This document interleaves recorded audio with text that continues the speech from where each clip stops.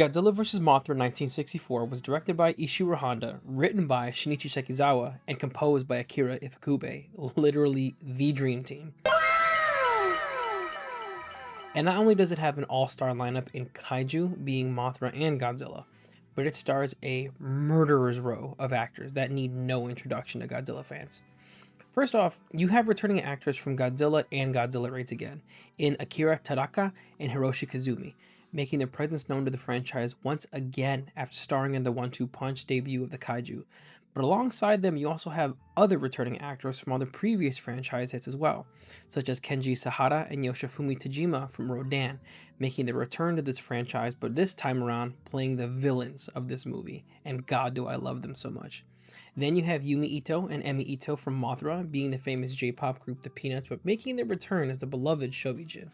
Accompanying them, we have Fujiki, sorry if I got that wrong, Yu Fujiki and Jun Tasakai from Godzilla vs. King Kong, which I still haven't been able to watch. And lastly, we have newcomer Yoriko Hoshi, who would go on to star in later installments down the line, but really sticks out in this film and makes her presence known. You can feel her on screen, and I feel like she does a fantastic job here. So let's go ahead and discuss 1964's Mothra vs. Godzilla. This movie is a fun ride for me, because if memory serves me correct, and I am only 30, which means that my brain is still young, this was actually the first Godzilla movie I have ever watched, like ever. I remember sitting with my grandfather in the living room of that nostalgic house in Stone Park, Illinois, watching these two small little girls on screen sing a song to this gigantic bug, and I had no idea what was happening. However, what I do remember happening was seeing a gigantic dinosaur looking right at the screen in the most intimidating way I have ever seen, and for the first time, hearing something that I would never forget. Wow, a lot of action, my grandpa said. And from then on, I was hooked. Not only would this start a lifelong journey with Godzilla the character for me, but it would spark the very curiosity and reverence that I approach the franchise with today. A bit of nostalgia, a bit of interest in early storytelling, and a bit of excitement when hearing your favorite kaiju battle on screen. And indeed, Grandpa, wow, a lot of action. When I was able to see this movie again as a grown 30-year-old man, it felt like a key that unlocked the safe inside my head, a flooding in of memories from when I first saw this film, but now in the context of an adult. Not only did I enjoy this film from a nostalgic perspective, but I actually stopped about a third of the way in and watched Mothra first, gaining the insight into the story and having a full perspective in watching this one. Not only did this give me a huge insight into the build for this film, but it made me appreciate the creation of the story as a whole, from understanding the stakes, the history, and the story of not just the kaijus, but the actor and director Honda as well. And not only is this a versus movie with Mothra and Godzilla coming to blows, but it possesses the nature of Godzilla being this villainous, destructive force, all while keeping Mothra as the hope for nature and humanity. I loved it. It's great to see each of these kaiju be represented with their respective themes, but it was awesome to see a story about people that I care about. Having shady business practices be at the very forefront of this film and exploiting the nature and the natives of Infant Island. It's done so well as the press and subsequent scientists try to fight back against big corporations and the freedom of Mothra's egg. All the while, Godzilla acts as the disruptor to this entire adventure, having Mothra, the guardian of Earth, being their last hope against man and Godzilla himself. This movie is such a fun ride and a great story. For starters, the pacing is great. The way the movie introduces each character, meeting up their relationships and motivations to each other is fantastic and so much fun. Not only does it give you the personality and motive of each character, but it does so while pushing the plot forward, being centered around the gigantic egg that washed ashore. Speaking of which, for 1964, this must have been so cool for the people who saw Mothra and were falling in love with these movies. I'll admit, it was a bit confusing when I didn't have the knowledge of who she was, especially in the context of what she meant to the world around her, and by she I mean Mothra. But once I was along for the ride, the story itself explains everything you need to know in an easy and digestible way. Furthermore, the characters are super likable too, with my two favorites being Kenji Sahara's Jiro Torahata and Yoriko Hoshi's Junko Nakanishi. First of all, we just saw Kenji Sahara in Rodan, being the lovable yet tragic babyface alongside Hirata-san himself. In that film, he was a tragic character that we cheered for and a wonderful leader in his own right. However, here, Homie is playing the complete opposite, being a slimy, conniving businessman and resident asshole in this movie. I love it so much. When I first watched this film, I had only spent a small time in the series. I don't even think I made any videos for the movies yet, so I didn't really understand the significance of who he was or the role that he played in this franchise. However, when I went to watch it again for the creation of this video, I saw him in an entirely new perspective.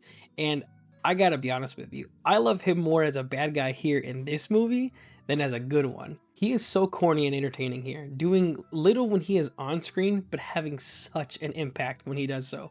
I also love the corny ass glasses, cigars, and outfit he wears. It's just so hilarious to me and only adds to his villainous nature. However, watching him die to Godzilla was cathartic. Seeing someone obsessed with money lose his life because of it. It's a real comeuppance for the character, and I think it's done very well. Then you have Junko. I know she's a newcomer to the franchise and arguably isn't the most famous person in this film, especially because of what some of the actors will go on to do for the franchise later. However, even upon first watch, I loved her character. She's tenacious and possesses an innate ability to think outside the box, being a disruptor in this film, but all the while discovering some of the most important key elements of the story. Furthermore, she also demonstrates a lot of heart here too, being the voice of reason once the party is on Infant Island looking for Mothra's help. And balancing her out are the two other powerhouse performances from Tadaka-san and Kazumi-san, respectively. Lastly, I want to talk about the Shobijin here as well, and the world building that gets addressed in this film. Up to this point, each movie is largely canon to each other, especially in the way Godzilla just emerges from where we last left him. But also, as it seems that the world itself just keeps turning and other events keep happening, such as Infant Island addressing the fact that they've trusted humans before, i.e. the events of Mothra, in addition to it being the same depiction of Mothra from that film in this one. Furthermore, it's implied that Godzilla and Mothra have been around for some time now, having people reference them as well-known things but not diving too deep into the events that have predicated this one. It's not perfect, but I love the way it's done here, because we really start to see the continuation and culture of Infant Island, such as the island being destroyed with only an oasis left, or Mothra coming to the end of her lifespan here in this film. Moving on from Mothra though, I want to address Godzilla, more specifically the way that the suit looks itself. To me, Godzilla looks menacing here. I can't speak for later installments yet, but here he looks great. I love the way it moves and how the public treats him, in addition to the way that he acts too. Here he is a destructive force that cares about nothing and lets nothing get in his way. I also really love the menacing eyebrows he has. It's a funny add-on, but it works so great for this film. And I also really love the early depiction of the blue color whenever the atomic breath is used. It's a simple effect, but one that is so cool to see, especially this early on in the franchise. That also goes for all the effects in this movie too. Sure, by today's standards, it doesn't look great, but for 1964, some of the shots here are truly impressive. Additionally, the fight with Mothra and Godzilla is also well done.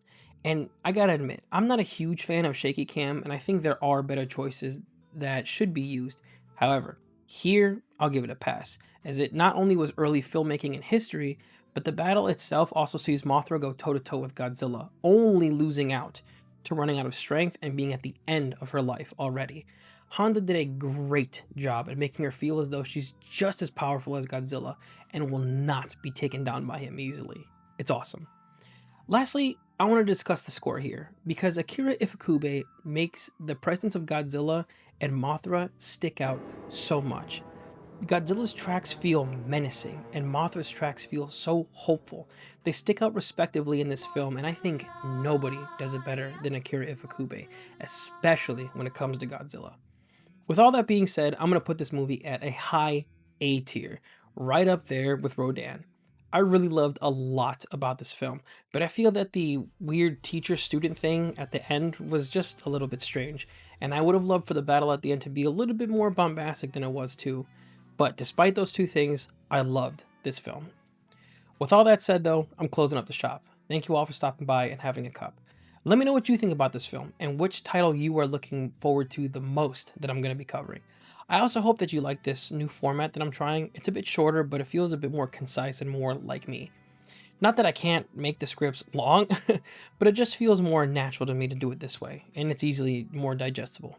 Now, that doesn't mean I won't pull out the stops later for titles on the line, but to me, this feels good, and we'll see where it goes. Thank you all again for watching, and remember, take life one cup at a time. I'll see you guys later.